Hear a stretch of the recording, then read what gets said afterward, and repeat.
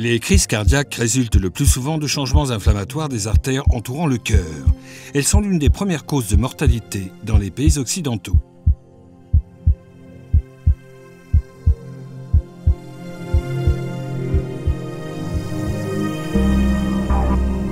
La parodontite et les autres maladies inflammatoires de la bouche peuvent-elles influer sur l'apparition et l'évolution d'autres maladies telles que l'athérosclérose, ce que l'on appelle le durcissement des artères, ou le diabète?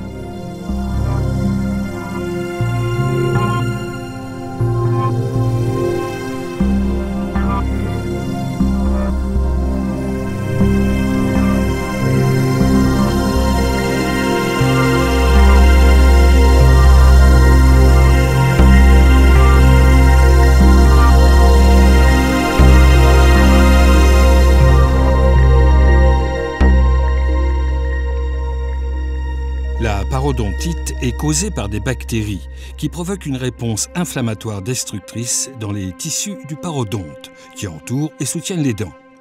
Des poches parodontales se forment autour des racines des dents et s'ulcèrent. La surface de ces ulcérations peut aller de 5 à 20 cm², la taille de la paume de la main.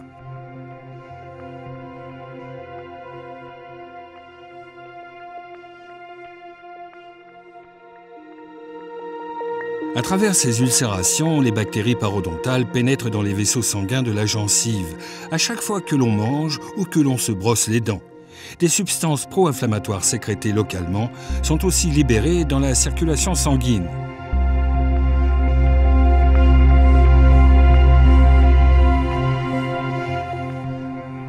Qui les entraînent dans tout l'organisme, en même temps que les bactéries. La parodontite peut donc affecter des organes importants situés loin de la bouche.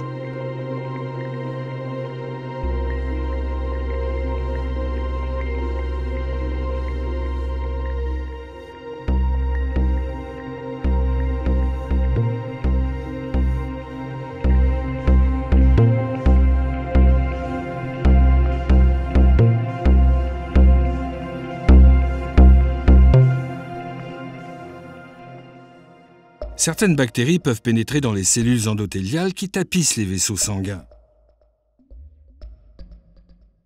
Bien cachées à l'abri du système immunitaire, ces bactéries peuvent se multiplier et infecter d'autres cellules endothéliales de la paroi vasculaire.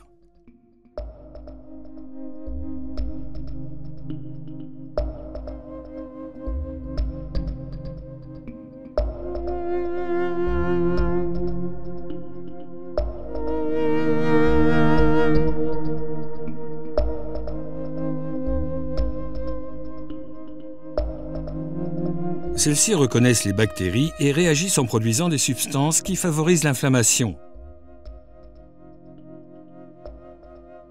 et créent de nouvelles zones d'adhérence à la surface des cellules.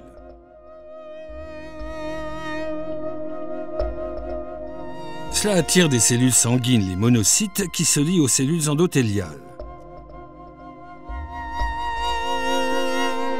Certaines cellules endothéliales infectées finissent par mourir et la paroi des vaisseaux sanguins perd son élasticité.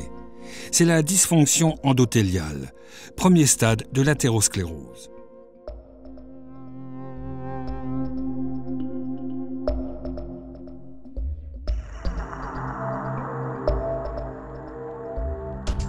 L'étape suivante est la formation de ce que l'on appelle les stries lipidiques.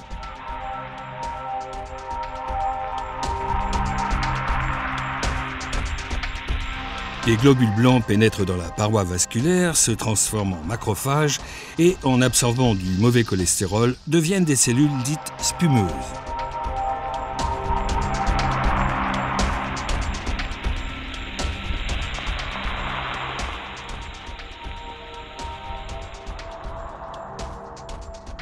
Les bactéries parodontales favorisent ce processus et accroissent ainsi les dépôts graisseux sur la paroi des vaisseaux sanguins.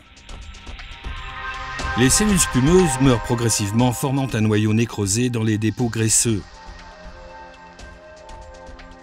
qui s'étendent à mesure que d'autres cellules immunitaires, comme des lymphocytes T, viennent s'y ajouter.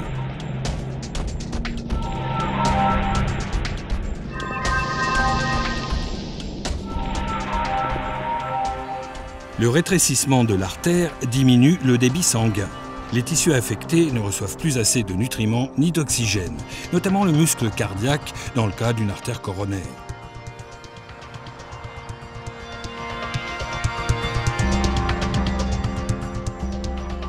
En outre, les bactéries causant la parodontite favorisent aussi la formation de substances qui attaquent les tissus conjonctifs sous-jacents.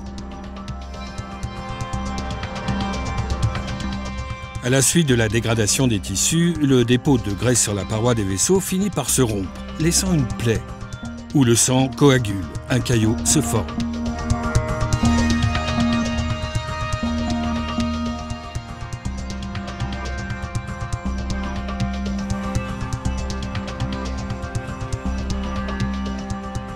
Il obstrue encore plus le vaisseau sanguin et peut même le boucher complètement. Le résultat peut être une crise cardiaque ou un accident vasculaire cérébral.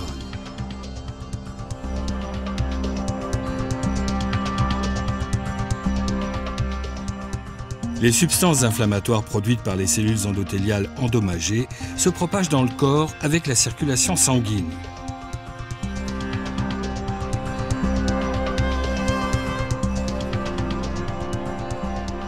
Les bactéries parodontales, également présentes dans le sang, provoquent une réponse inflammatoire généralisée qui favorise encore la progression de l'athérosclérose.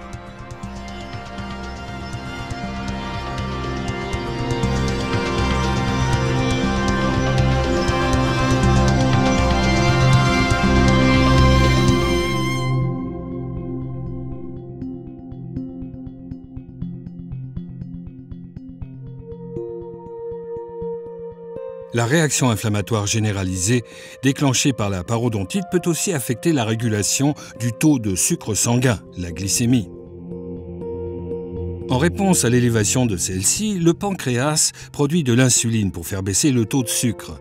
En temps normal, les récepteurs de l'insuline fixent cette hormone quand elle apparaît dans le sang.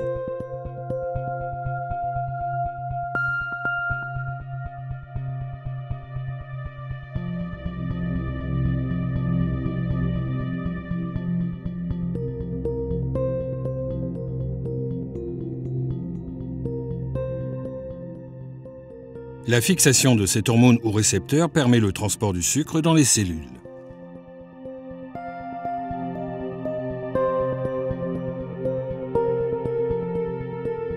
Le sucre contenu dans le sang après un repas est ainsi absorbé dans les cellules pour être transformé en énergie ou stocké, et le taux de sucre sanguin baisse.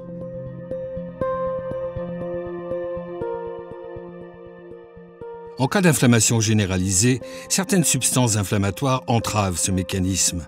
Elles empêchent la fixation de l'insuline et réduisent l'absorption du sucre par les cellules. Le taux de sucre sanguin reste élevé.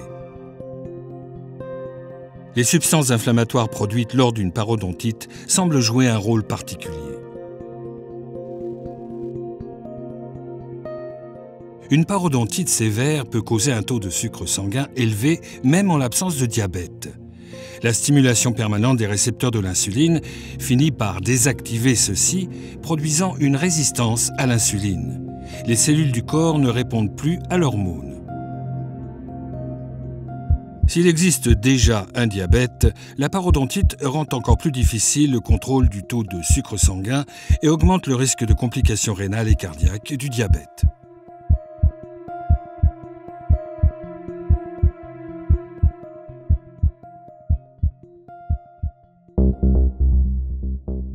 A l'inverse, le diabète peut contribuer à la dégradation de la santé parodontale du patient.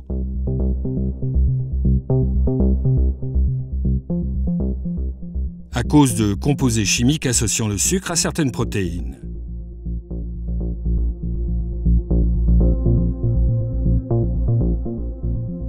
Par exemple, le sucre du sang se lie à l'hémoglobine des globules rouges qui transportent l'oxygène. La quantité relative des composés chimiques ainsi formés est importante pour le diagnostic et le contrôle du diabète. Si le taux de sucre sanguin reste élevé, d'autres protéines commencent elles aussi à fixer le glucose en excès. Il se forme alors des produits de glycation avancée, ou AGE, qui favorisent de différentes manières les complications inflammatoires, telles que la parodontite. Par exemple, les AGE se lient aux fibres de collagène des tissus conjonctifs. le remodelage de ces tissus dans la cavité buccale ou ailleurs est freiné et la cicatrisation devient difficile.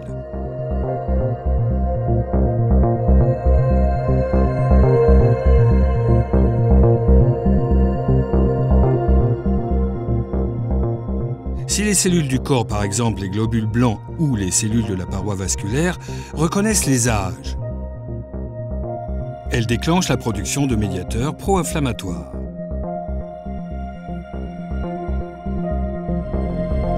Ces médiateurs stimulent les cellules inflammatoires et perturbent le processus de cicatrisation, accélérant ainsi la destruction des tissus parodontaux.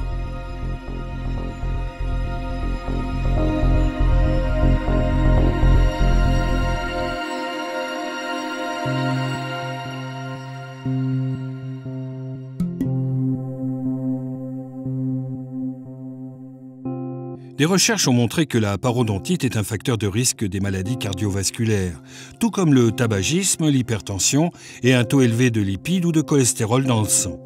S'il existe un diabète, les deux maladies peuvent s'amplifier mutuellement.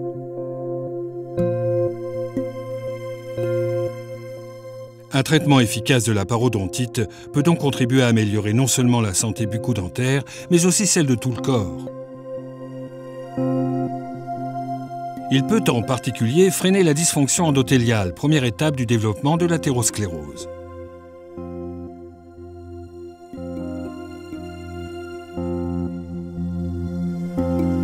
Dans de nombreux cas, le traitement de la parodontite fait aussi baisser le taux de sucre et de lipides dans le sang.